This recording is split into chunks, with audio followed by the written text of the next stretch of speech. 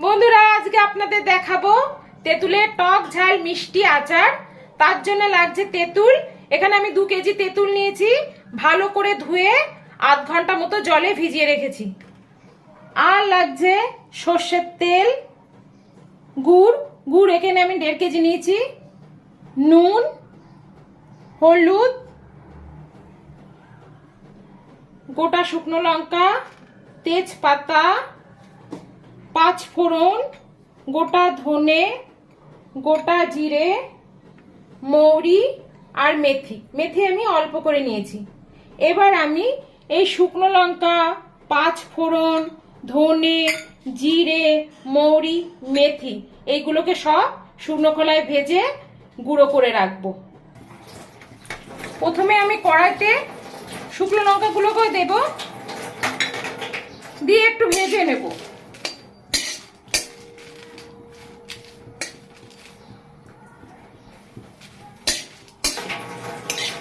লঙ্কাগুলো ভাজা ভাজা হয়েছে, এবার আমি দেব গোটা ধনে, গোটা জিরে, মৌরি আর মেথি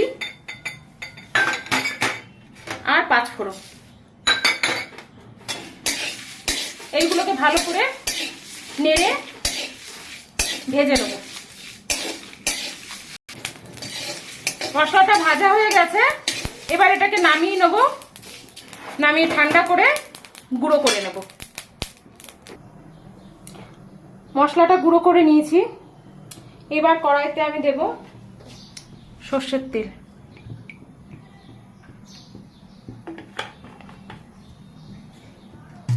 তেলটা গরম হলে তারপর তাতে দেবো শুকনো লঙ্কা, গোটা শুকনো লঙ্কা,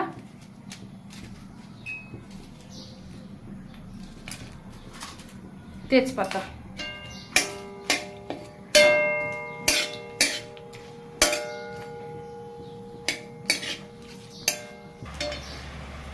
তেজপাতা শুকনো লঙ্কা একটু ভাজা ভাজা হয়েছে, এবার আমি এতে দেব নুন আর হলুদ।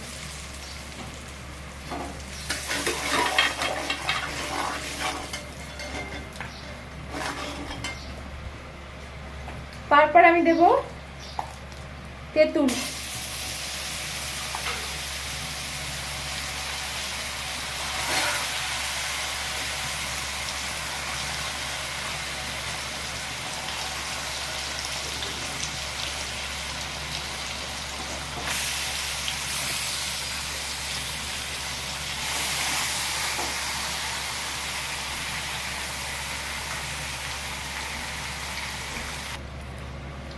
তেঁতুলটা কিছুক্ষণ কড়াইতে নাড়বো।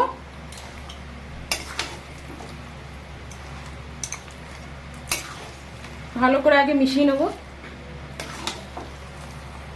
কিছুক্ষণ নেড়ে নেব, তারপর আপনাদের দেখাচ্ছি। দেখুন তেঁতুলটা হয়ে এসছে, এবার আমি এতে গুড়টা দিয়ে দেব।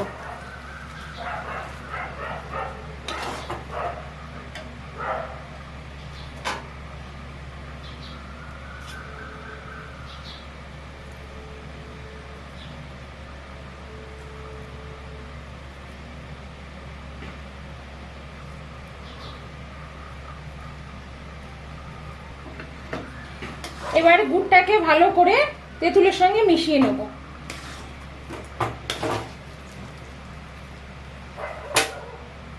গ্যাসের জোর একদম লো রেখেছি, ভালো করে মিশিয়ে নেব। এটা মেশানো হয়ে গেছে, আরো কিছুক্ষণ হবে, তার জন্য কন্টিনিউ এটাকে নাড়তে হবে যাতে তলায় না ধরে যায়। বন্ধুরা হয়ে এসছে এটা।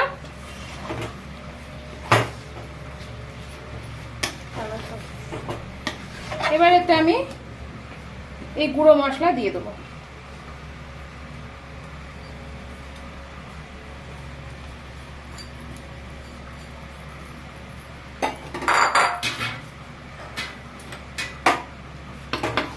ভালো করে মিশিয়ে নেব।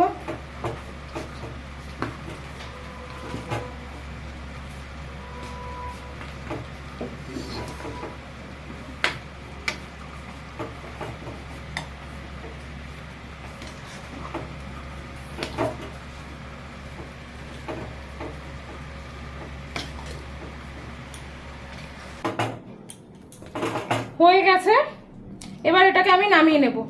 গ্যাসটাকে বন্ধ করে দেবো।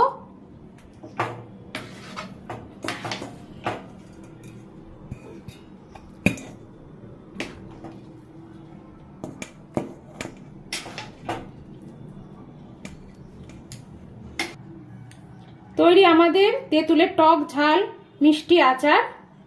যদি আপনাদের ভালো লাগে তবে লাইক, শেয়ার, কমেন্টস করে দেবেন। ধন্যবাদ।